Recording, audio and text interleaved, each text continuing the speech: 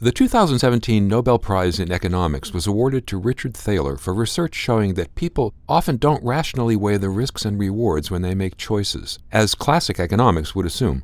Yet, although clinicians too are influenced by irrational preferences, most of medicine has yet to integrate the implications of this current research on decision-making. I'm Stephen Morrissey, managing editor of the New England Journal of Medicine, and I'm talking with Jerry Avorn, a professor of medicine at Harvard Medical School and chief of the Division of Pharmacoepidemiology and Pharmacoeconomics at Brigham and Women's Hospital.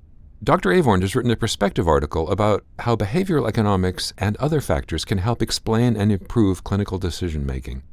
Dr. Avorn, you write in your article that a key problem is medicine's ongoing assumption that clinicians are generally rational decision-makers. So how has that assumption affected efforts to reform the healthcare system and improve the quality of care?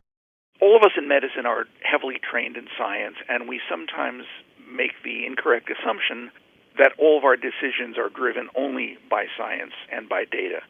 And yet, if one looks at what we actually do decide, often in relation to medications, there is an important component that is not exclusively data-driven or evidence-driven. And yet the healthcare delivery system continues to assume that decisions made by doctors, as well as decisions made by our patients, are all about the evidence and the numbers, and therefore we miss opportunities to try and improve those decisions by doctors as well as patients by thinking about all those non-scientific factors which we might be able to help use to improve the way those decisions get made.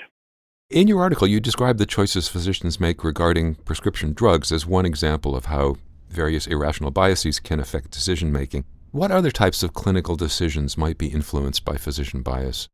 I think the issues in clinical decision-making really cut across all areas in which we make decisions, whether it's about referring people to a specialist or deciding whether or not to admit somebody to a hospital, or other kinds of decisions about adherence to regimens like, let's say, diet or smoking cessation that are not about medications.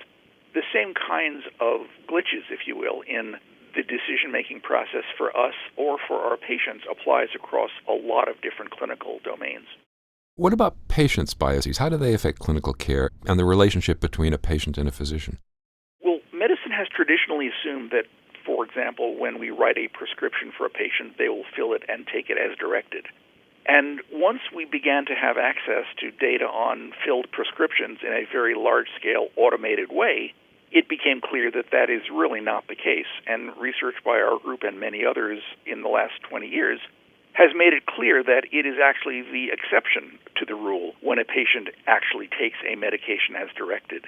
And yet, if we don't take that into account, and we continue to manage people with the false belief that everyone is doing as they are told by us in terms of their medication regimens, we are going to be missing the boat because generally people are not adhering as we think they are. And we therefore have an opportunity to deal with adherence in a more creative way once we understand that non-adherence is a major epidemic in medical practice.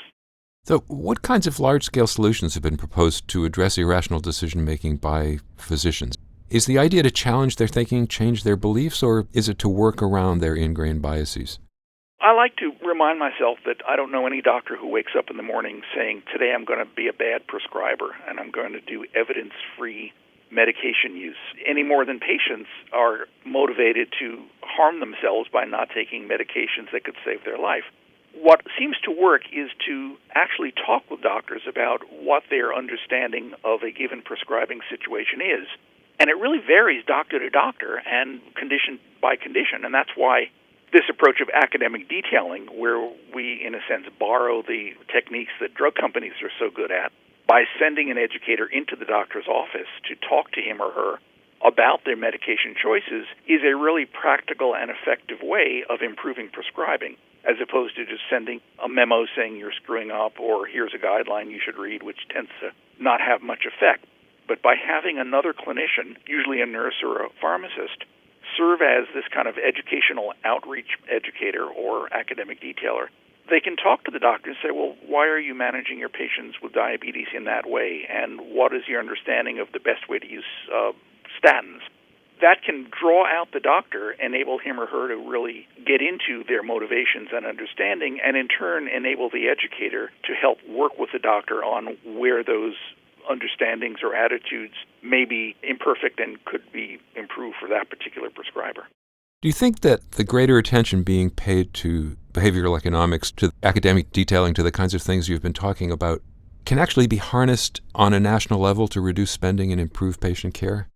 Yes, if we accept the fact, which I think is quite accurate, that probably about a third of our trillions of dollars of healthcare is misspent and could be spent better or even not at all if a more appropriate choice were made, then there's a lot of room to move. And as it dawns on clinicians and on health policymakers and on those who are paying the bills that we really need to do more to improve the way that physicians are thinking about our clinical decisions, there ought to be an awareness that we could really be doing a better job that would not only save money but also improve clinical outcomes.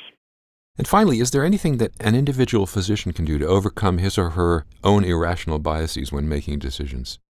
I think, as the people who deal with substance abuse often say, admitting there's a problem is the first step toward resolving it, and acknowledging that we as human beings are often imperfect decision makers, and to understand that the easiest way of getting information, let's say the kind of medical equivalent of junk food, is not to have our friendly local sales rep tell us the latest, but to really work on trying to get syntheses of data that are a little harder to chew but may be much more accurate.